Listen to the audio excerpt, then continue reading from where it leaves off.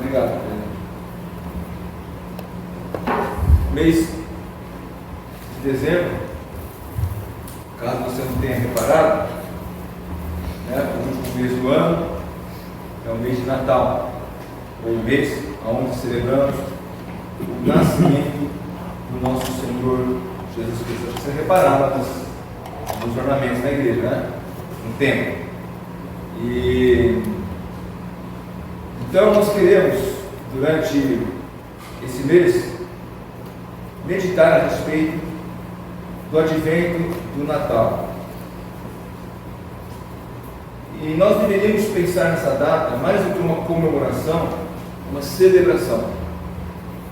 Deveríamos pensar nela como um momento de reflexão sobre o grande amor que Deus nos deu por meio do seu plano de salvação. Nós não vamos entrar no mérito da questão se Jesus nasceu 25 de dezembro ou não. Acho que já passamos nessa fase, porque já sabemos que não foi nesse mês, nem nesse dia. Mas todo ano, quando a gente começa a compartilhar algumas imagens fazendo diferença no Natal, sempre tem um irmão mais zeloso que coloca um estudo falando que Jesus não nasceu no dia 25 de dezembro, que não é dezembro. Nós sabemos disso. Mas o que nós queremos fazer é que nós não queremos celebrar a data em si, mas o que ela representa para nós. Nós não queremos festejar a data do Natal apenas e não somente, mas o significado e o sentido que ela tem para cada um de nós. Nós acabamos de cantar aqui no hino as novas do Evangelho, e a última estrofe, ele nos fala justamente isso, quando ele diz: a nova do Evangelho, jubiloso São José, pois o amor de Jesus Cristo dá perdão e de fé. A segunda parte: as novas do Evangelho se nos dão, que já veio o Salvador. O Senhor Jesus Cristo, ele já veio. Então nós vamos falar a respeito do fato de o que a data representa para nós. Jesus nasceu, Deus se fez homem e habitou entre nós. O Evangelho de João nós conhecemos tão bem o capítulo 1, o versículo 14, que o Verbo se fez carne e habitou entre nós, cheio de graça e de verdade, e vimos sua glória, a glória como do unigênito do Pai. Então esse é o fato que importa, que Jesus Cristo veio, que Deus se fez homem. E nas próximas semanas, nessa aqui, não a outra, nós vamos Marco vai pregar, porque eu fiquei com ele, eu vou falar nessa, no terceiro e no quarto domingo. Então, eu gostaria de compartilhar nessas próximas mensagens o nascimento de Cristo como o antes, o durante e o depois. Vamos ver o antes, que são as profecias, ou algumas das profecias que apontavam para esse evento. Depois o evento em si, durante o que aconteceu naquele dia do nascimento do Senhor Jesus, a nossa segunda mensagem, e a terceira mensagem é o depois, o que os eventos após o fato de ter acontecido, depois de Jesus ter nascido, o que tem para acontecer. Eu sempre gostei de olhar para o antes da história. Sempre aliás, na escola, acho que todo mundo, quando estudou a matéria de história, a história do Brasil, nós tínhamos que primeiro ir para Portugal, conhecer um pouco sobre Portugal, feudalismo e tudo mais, para ver o que estava acontecendo na Europa naquela época, as grandes navegações, as grandes descobertas. E depois, então, nós navegávamos até o Brasil para melhor entender os fatos sobre a nossa colonização. Então eu sempre gosto de ver o que estava acontecendo antes do nascimento de Jesus. O que acontecia? Quais eram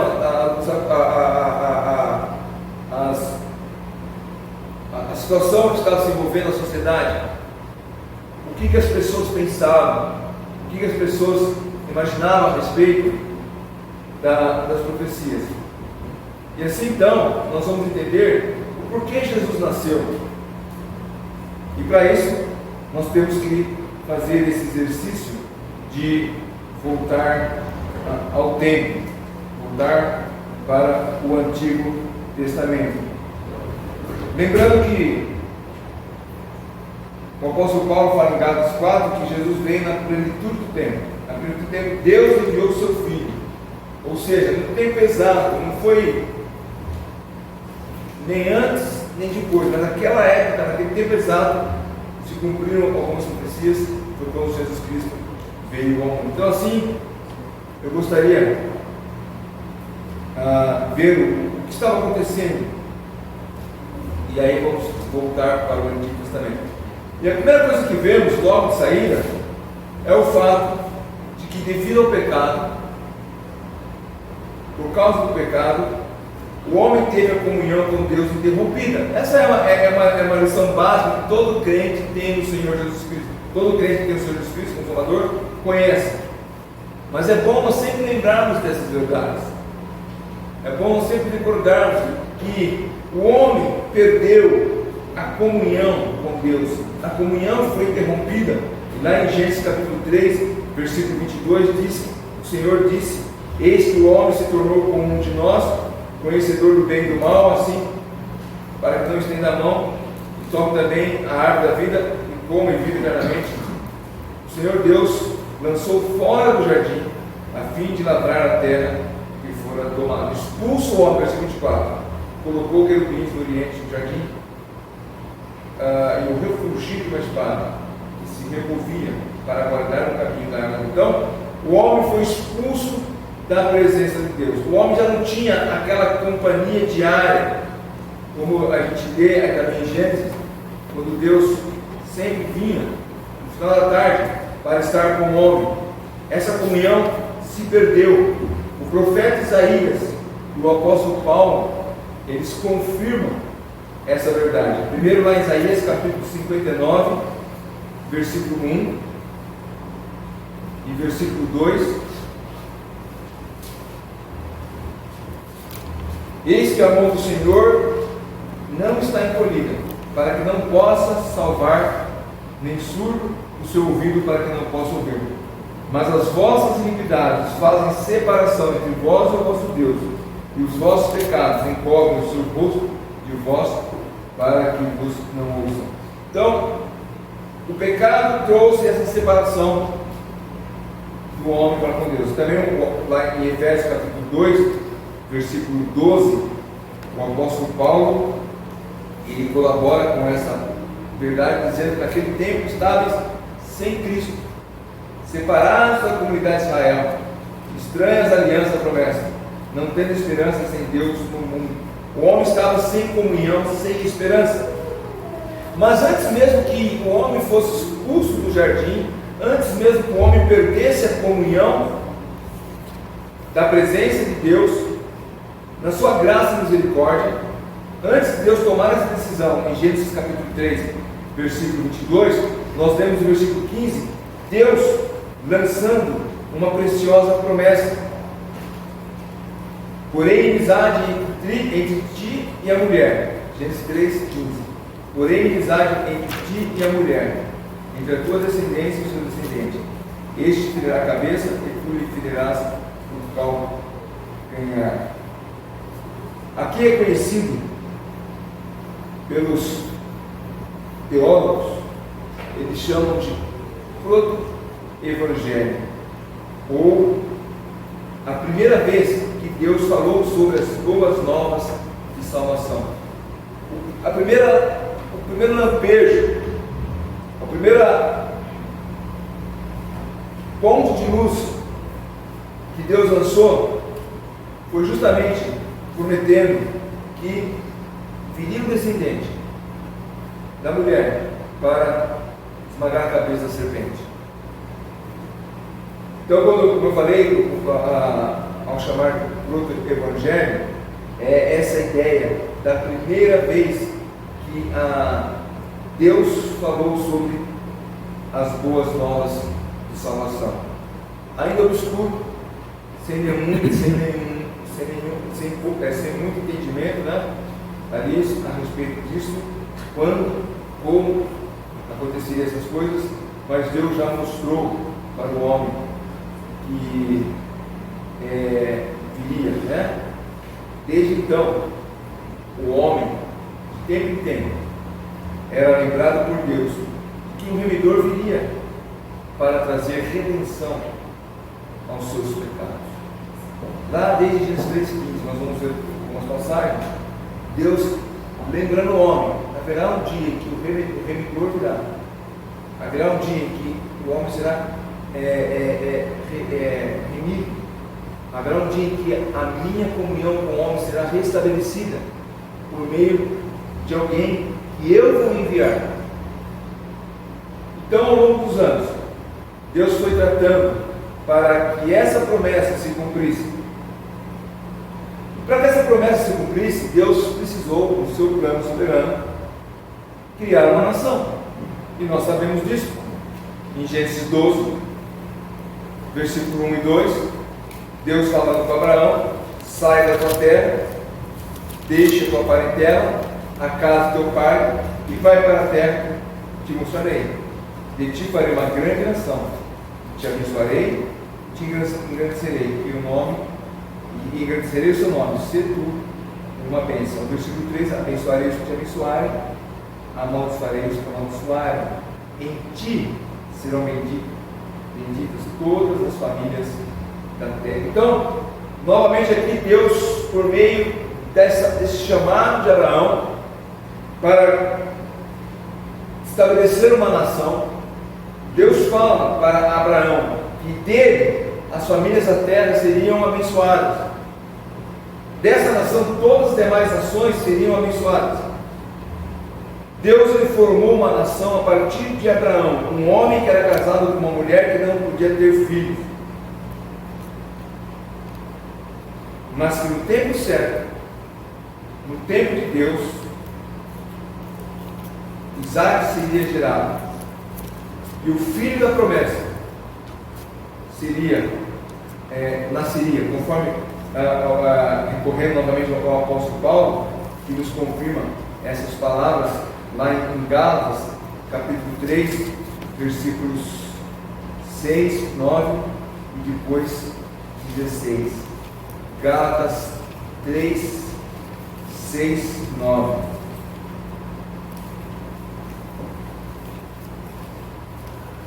É o caso de Abraão, que creu em Deus, e isso lhe foi imputado para a justiça. Sabei, pois, que os da fé é que são filhos de Abraão. Ora, tendo a Escritura previsto que Deus justificaria pela fé os gentios, anunciou o Evangelho a Abraão: em ti serão benditos todos os povos. Então, veja novamente Deus preanunciando o Evangelho, através dessa promessa: em ti serão benditos todos os povos. De modo que os da fé são abençoados com o crente a Abraão. Pulando para o versículo 16. Ora, as promessas foram feitas a Abraão e ao seu descendente. Não diz aos descendentes, como se falando de muitos, porém como de um só. E ao teu descendente, que é Cristo. Então o apóstolo Paulo traz luz àquilo que Deus havia dito a Abraão no passado, que formaria dele uma grande nação, e que dele sairia alguém que abençoaria as demais nações. Eu sempre tive uma dúvida, ou eu tinha uma dúvida, né? Foi esclarecida com o passar do tempo, mas eu sempre me perguntava: por que Deus precisou criar uma nação, se já outras nações existiam, inclusive nações poderosas? Por que Deus precisou criar uma nação? E, como eu falei, de um homem que a esposa era estéril. Entre outras coisas, nós podemos ver o que também nós vamos ver, que Deus escolhe os fracos. Deus não chama os poderosos. Deus chama os pobres e simples, não chama os ricos. Deus chama as coisas loucas do mundo. Então Deus, Ele criou através desse homem, uma nação. Por que Israel? E aí então, Deuteronômio nos responde no capítulo 7, no versículos 6 a 8. Deuteronômio capítulo 7, versículos 6 a 8. Deus falando a Israel diz: porque tu és meu povo santo ao Senhor, porque tu és povo santo ao Senhor teu Deus. O Senhor teu Deus te escolheu para que fosse o seu povo próprio de todos os povos que há sobre a terra. Não vos teve o Senhor afeição, nem vos escolheu por que fosseis mais numerosos do que qualquer outro povo, pois eres menor que todos os povos, mas porque o Senhor vos amava, e para guardar o juramento que fizera vossos pais, o Senhor vos tirou com mão poderosa e vos resgatou da casa de servidão, do poder de Faraó e do rei do Egito. Então, por que Deus escolheu? Aqui nós vemos Deus falando primeiro que não foi por nenhuma afeição especial, porque eles eram maior número de pessoas, mais fortes. Simplesmente, Deus escolheu Israel por amor e para cumprir o juramento que havia feito aos seus pais. Deus escolheu Israel, pois Ele queria fazer de Israel, entre outras coisas, como nós vamos ver alguns versículos, uma nação santa e sacerdotal, ou seja, uma nação que estivesse ao serviço de Deus, anunciando a sua palavra, como nós lemos lá em Êxodo, capítulo 19, versículo 6. Êxodo 19, versículo 6. Vós me sereis reino, sacerdote e nação santa. São essas palavras que falarás aos filhos de Israel. Então Deus vai falando aquilo que ele havia dito também a Moisés. Então o propósito de Deus era fazer de Israel uma nação sacerdotal, uma nação que servisse os outros povos e que anunciasse a palavra de Deus. Israel deveria revelar e registrar a palavra de Deus. Novamente, Deuteronômio capítulo 6, 4, 5. Desculpa, primeiro é Deuteronômio 4.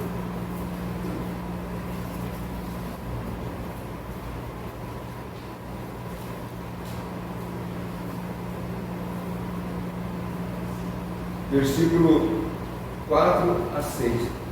Porém vós vos permanecestes fiéis ao Senhor vosso Deus, todos hoje estáis vivos. Eis que vos tenho ensinado estatutos e juízos, como me mandou o Senhor meu Deus, para que assim passais no meio da terra e passais a possuir. Guardai-os, pois, e cumpri-os, porque isto será a vossa sabedoria e o vosso entendimento perante os olhos dos povos, que, ouvindo todos esses estatutos, dirão: certamente este grande povo é gente sábia e inteligente. Que grande nação há que tenha deuses tão chegados, pois que grande nação há que tenha deuses tão chegados, assim como o Senhor, nosso Deus, todas as vezes que invocamos. Então Deus chamou Israel para que pudesse despertar nas demais nações essa curiosidade de saber como aquele povo, que era um povo devoto de um único Deus, podia ser tão poderoso, sendo que eles, que eram um povo de vários deuses, não tinham todo esse poder. Ainda Salmo 78, versículo 3 a 7. O que ouvimos e aprendemos e o que nos contaram nossos pais, não encobriremos aos nossos filhos, contaremos à vindoura geração os louvores do Senhor e o seu poder e as maravilhas que fez. Ele estabeleceu um testemunho em Jacó, instituiu uma lei em Israel, e ordenou a nossos pais que os transmitisse aos seus filhos, a fim de que a nova geração os conhecesse. Filhos que ainda hão de nascer, se levantassem e por sua vez o referissem aos seus descendentes. embora quem está falando a respeito, e Deuteronômio 6 também vai confirmar isso, está falando de uma geração passar a outra geração, e aqui está falando do povo de Israel, mas as demais nações estariam também ouvindo a respeito dos grandes feitos que Deus havia feito com Israel. Fico imaginando o filhinho de Jacózinho, ouvindo das maravilhas que Deus havia feito com o povo de Israel, contando como que Deus os tirou do Egito, e o Jacózinho contando lá para o menino de uma outra nação a respeito dos grandes feitos de Deus. Esse menininho, vamos colocar lá Habib, né? O Salim, coisa parecida, falando que eles têm os seus deuses, que o papai tem vários deuses, que o papai não sai antes de fazer a oração aos seus 45 deuses, e o Jacózinho dizendo: nós só temos um Deus, só um Deus só, e é suficiente. Esse Deus nos tirou do Egito, e ele vai contando as maravilhas de Deus, não apenas para a sua própria nação, mas também para as demais gerações. Essa foi a ordem que Deus deu para Israel em Deuteronômio capítulo 6, né?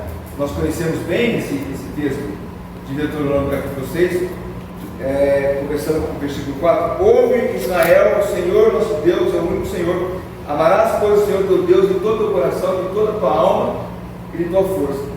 Essas palavras que hoje te ordeno estarão no teu coração, inculcarás a teus filhos, e delas falarás assentado em tua casa, andando pelo caminho, ao deitar, ao levantar. Também atarás como sinal na tua mão, serão por frontal entre os olhos. Escreverás nos umbrais da tua casa e nas suas portas. Então, essa era uma função muito importante para Israel, para os pais, né? Anunciar aos seus filhos o poder de Deus.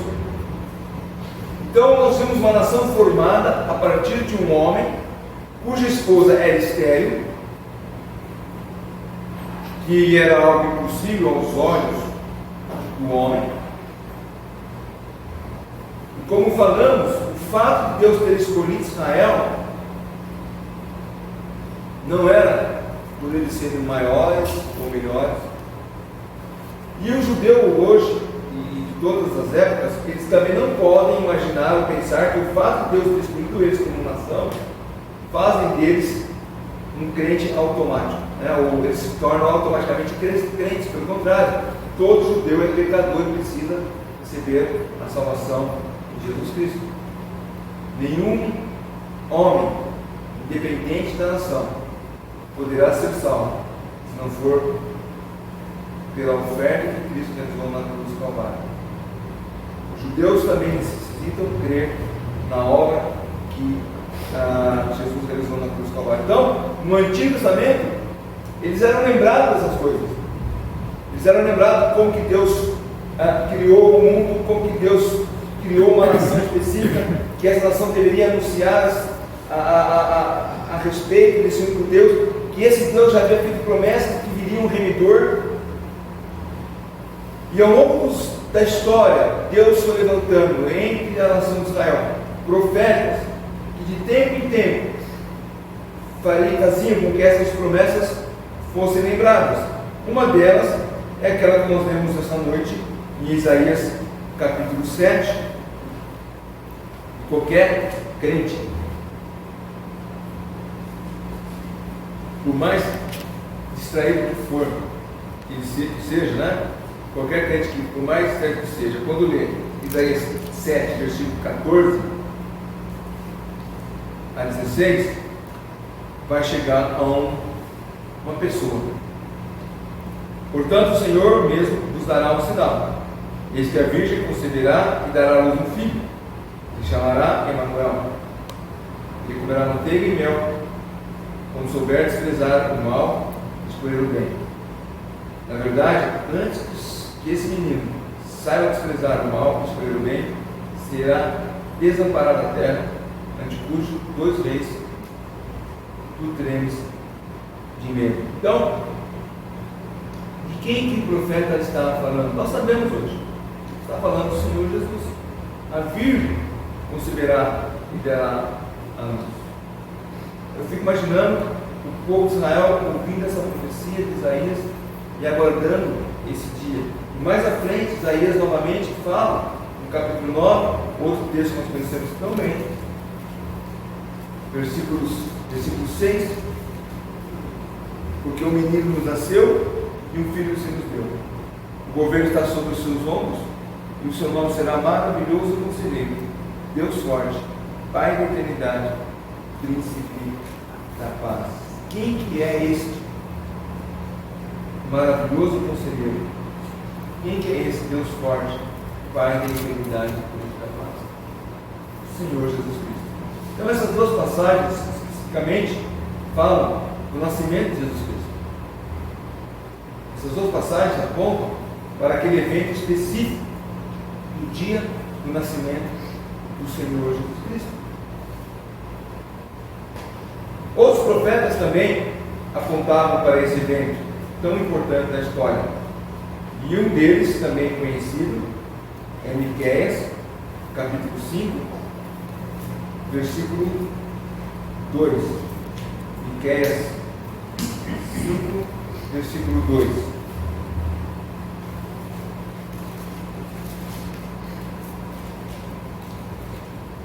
É aqui Miqueias fugiu na minha vida.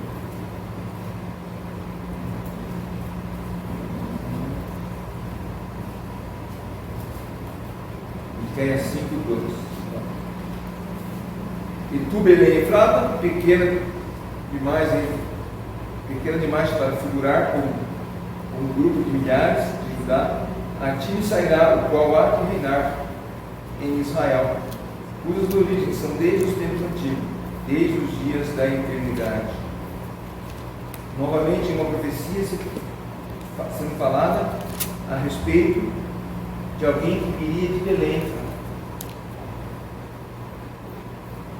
Outra profecia também que nós temos é a do profeta Jeremias, quando ele apontou aquilo que ficou conhecido como uma terrível noite, ou a noite de terror, lá em Jeremias capítulo 31, versículo 15.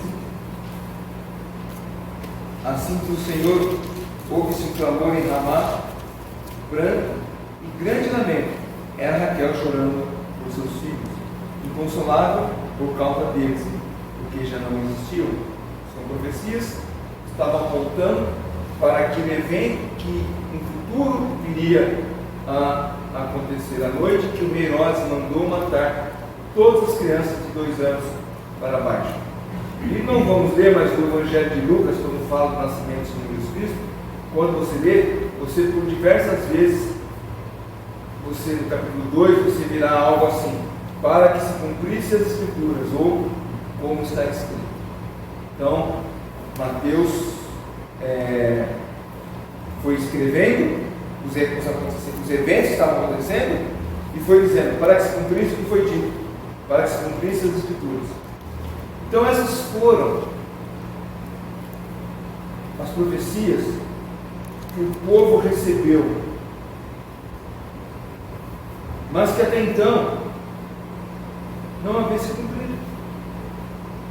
Eles tinham uma promessa, de tempo em tempo os profetas falavam a respeito, vai acontecer o dia, a Virgem dará o teu filho, virá de Belém, e outras profecias foram sendo ditas, e o povo ali aguardando, esperando que se cumprisse aquelas Escrituras.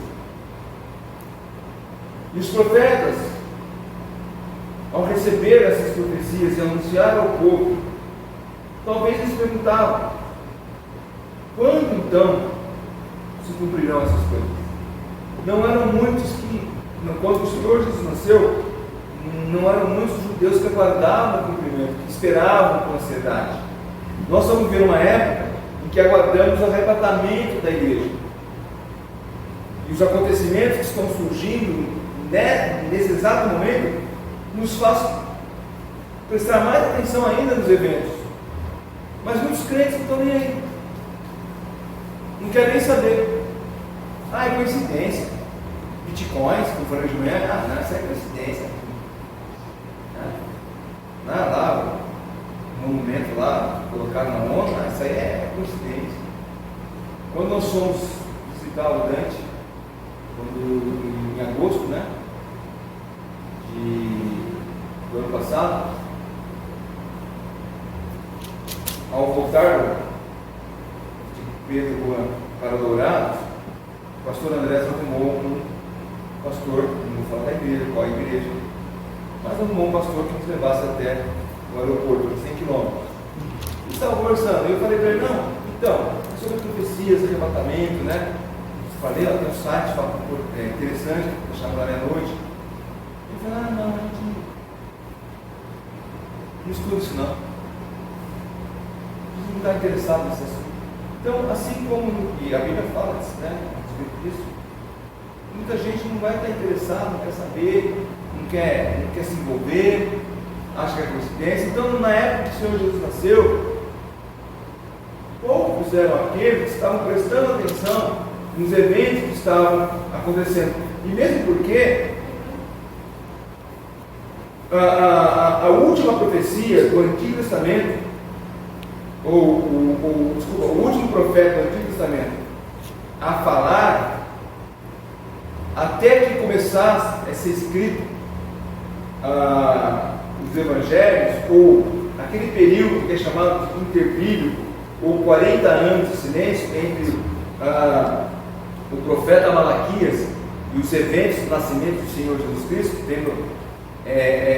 sabendo que de fato até o nascimento do Senhor Jesus Cristo ainda é Antigo Testamento, mas para se entender facilmente, de Malaquias a João, de Malaquias a Mateus, foram 400 anos, período de silêncio, conhecido como interbíblico, em que o povo, muitos já nem lembravam mais das profecias. Se nós que vamos na igreja todo domingo, muitas vezes esquecemos de alguns fatos da palavra de Deus, imagine 400 anos, aonde talvez a maioria dos judeus já não estavam mais falando para os seus filhos a respeito daquilo que Deus havia feito no passado, mesmo porque o povo já estava cativo, já tinham sido escravos, né, da Babilônia, já haviam sido escravos do Egito, estavam dispersos, na época do Senhor Jesus Cristo, Roma dominava. Então, pouco se falava a respeito daqueles eventos que estavam para acontecer. E eu posso imaginar que os que aguardavam ainda aquilo tinham uma esperança ou uma angústia de ver a promessa se cumprir, de poder ver o dia em que a Virgem daria a luz a um filho, e que de Belém sairia esse garoto. E um desses homens é Simeão. Na sua declaração de Lucas capítulo 2, versículo 29 a 32, nós percebemos que Simeão, ele estava aguardando esse dia. Olha o que ele fala no versículo 29 de Lucas capítulo 2. Versículo 28, Simeão tomou nos braços, falando de Jesus, né, que ele tomou o menino Jesus nos braços, e disse: agora, Senhor, podes pedir em paz o teu servo, segundo a tua palavra, porque os meus olhos já viram a tua salvação, a qual preparaste diante de todos os povos, luz para a revelação aos gentios e para a glória do teu povo de Israel. Então, Simeão era daqueles que aguardavam o dia do nascimento do Senhor Jesus Cristo. Então, quando ele vai ali e vê aquele menino, ele reconheceu e percebeu que aquilo que os profetas do Antigo Testamento estavam falando a respeito de Jesus estava acontecendo naquele momento. E outro, no mesmo capítulo, capítulo 2, é a profetisa Ana. Quando lemos o versículo 36 a 38, havia uma profetisa chamada Ana, filha de Fanuel, da tribo de Asser, avançada em dias, que vivera com seu marido 7 anos desde que se casaram. que era viúva, de 84 anos. Essa não deixava o templo, mas adorava noite e dia, em jejuns e orações. E chegando aquela hora, dava graças a Deus e falava a respeito do menino a todos os que esperavam a redenção de Jerusalém. Então, Simeão e Ana foram dois que perceberam que aqueles acontecimentos não eram simples acontecimentos, eram fatos que os profetas já haviam anunciado. E ele, Simeão e Ana, puderam declarar isto. Simeão pôde dizer que meus olhos viram a tua salvação, e Ana pôde compartilhar para com aquelas pessoas a respeito da redenção de Jerusalém. Então era isso que estava acontecendo antes do nascimento do Senhor Jesus Cristo. Nós avançamos aqui depois, né, que Simeão e Ana, mas era isso que estava acontecendo. As pessoas, o povo de Israel, que havia recebido a promessa do Redentor, a maioria já não estava nem esperando. E aliás, hoje ainda eles esperam, né? Eles não reconhecem Jesus como o Messias dele. Mas o fato é que o cenário do antes do nascimento de Jesus, nós temos o homem separado da presença de Deus por causa do pecado. E novamente, o apóstolo Paulo nos ajuda quando ele fala em Romanos capítulo 3, versículo 23, todos pecaram e destituídos estão da glória de Deus, ou separados estão da glória de Deus, ou carecem da glória de Deus, dependendo da versão que você tem. Mas o fato é que o homem, por causa do pecado, foi separado da presença de Deus. Mas Deus, em sua graça, Ele prometeu que um Redentor viria. Deus, na sua misericórdia, prometeu que redimiria o povo dos seus pecados. E o povo, então, era lembrado dessas verdades de tempo em tempo pelos profetas. Este foi o antes, aquilo que estava acontecendo antes do nascimento do Senhor Jesus Cristo. Deus permitindo, dia 19, no curso especial de Natal, vamos falar do evento em si, o nascimento do Senhor Jesus Cristo. Quando o Natal significa nascimento, né? Quando alguém perguntava a você quando é o teu batata natalícia, 1º de outubro, o dia do meu nascimento. Então, quando o nascimento de Jesus aconteceu, como eu disse, não foi em dezembro, mas foi um dia marcado na história, registrado na palavra de Deus. E o nascimento de Cristo, embora não tenha sido dia 25 de dezembro, é um fato que ele não apenas marcou a história como um fato em si, mas inclusive a contagem dos tempos. Tanto é qualquer um que pega uma escritura, um contrato lavrado no cartório, hoje é dia 6, ao dia 6 de dezembro, né? Ou ao dia 6 do 12º mês do ano de 2021 do nosso Maomé, do nosso Buda, do nosso Senhor Jesus. Mesmo o ateu mais à toa, quando vai assinar um documento datado, ele está confirmando: Jesus Cristo nasceu há 2021 anos atrás. Né? Esse é o fato que nós celebramos. As festas, os enfeites, os presentes que eu vou ganhar, a comemoração, os festejos, comidas, os bolos, tudo isso aí é apenas um momento de confraternização entre nós. É gostoso. Se nós ignorarmos o fato do nascimento de Jesus Cristo, tudo isso aqui não passa de uma festa, como uma outra festa qualquer. Quando você vai numa festa, você come, você bebe, você brinca, você pula, você dá risada, vai para casa e a tua vida segue. Mas aqui não. Nós reconhecemos que a preciosa promessa do nascimento de Jesus Cristo foi cumprida. E nós então celebramos a vida. Celebramos o nascimento do Senhor Jesus Cristo como sendo a vinda do Salvador. Quando os irmãos fazem aniversário, né, nós celebramos. Alguns fazem festa, convidam os amigos, ou recebem um bolo surpresa. Celebra o seu nascimento. Mas aqui nós estamos celebrando a vinda do Senhor Jesus Cristo. Nós celebramos a vinda de Deus. Nós celebramos a vinda do homem, de Deus que se tornou homem, né? Nós celebramos o bebezinho que se tornou homem, o bebezinho que nasceu numa manjedoura, mas que morreu na cruz de madeira.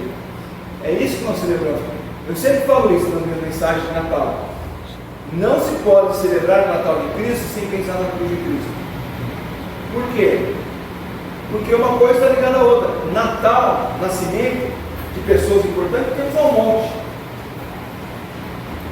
Tempo em tempo nós ouvimos falar, hoje fazem tantos anos que fulano e tal nasceu. Heróis, né? Inventores, grandes cientistas, são lembrados aí do seu nascimento. São pessoas que marcaram a história. Mas apenas isso.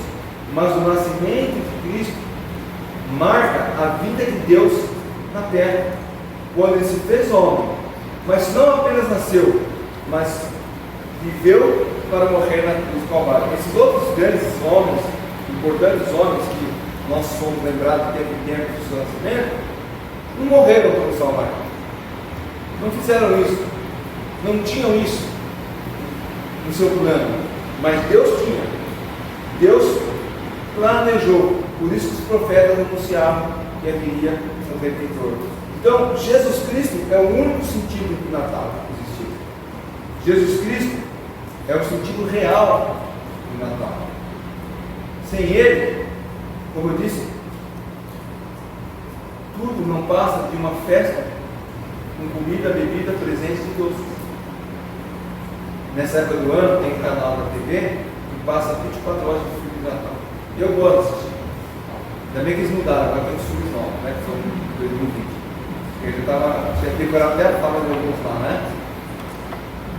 Mas acho que só tem um que eu vi até hoje, que fez a encenação do nascimento de Jesus Cristo, cantou história, cantou canções a respeito do nascimento de Jesus Cristo. Tem um. Mas nenhum deles teve como contexto igreja, palavra de Deus, nenhum deles anunciou. A maioria fala de confraternização, festas, presente, mas isso não tem sentido se a pessoa não tem conhecimento da salvação do Senhor Jesus. É lógico que eu gosto do Natal comer comida boa. É lógico que eu gosto do Natal comer doce. Mas se nós fizéssemos um exercício de fé e disséssemos, bom, esse ano Natal nós não vamos fazer nada disso, não vai ter nada. É que Natal sem graça, então algo estaria errado. O Natal foi sem graça porque não teve nada, então algo está errado. Porque a graça do Natal está justamente em Deus da graça. Ele nos trouxe a vida. Nós celebramos a vida que Ele nos trouxe por meio da sua morte. Como eu disse no início, muitas pessoas, muitos irmãos em Cristo, queridos irmãos, rejeitam a ideia de celebrar o Natal. Eu sei que muitos símbolos natalinos não representam a essência do Natal e não representam mesmo. Mas também eu sei que esta é uma época para sermos gratos a Deus pela promessa de ter se cumprido. E hoje celebramos não o aniversário de um menino, mas o surgimento de Deus entre nós. E esse é o fato importante. E como nós vamos fazer daqui a pouco? Nós vamos celebrar a ceia, quando lembramos que Ele morreu. Então, ao mesmo tempo que celebramos o seu nascimento, vamos celebrar a sua morte, mas não a morte em si só, mas também a sua ressurreição. Então, esse foi o ano. O que estava acontecendo antes? A as promessas foram dadas, as profecias foram faladas. Algumas poucas pessoas aguardavam esse dia, mas esse dia chegou.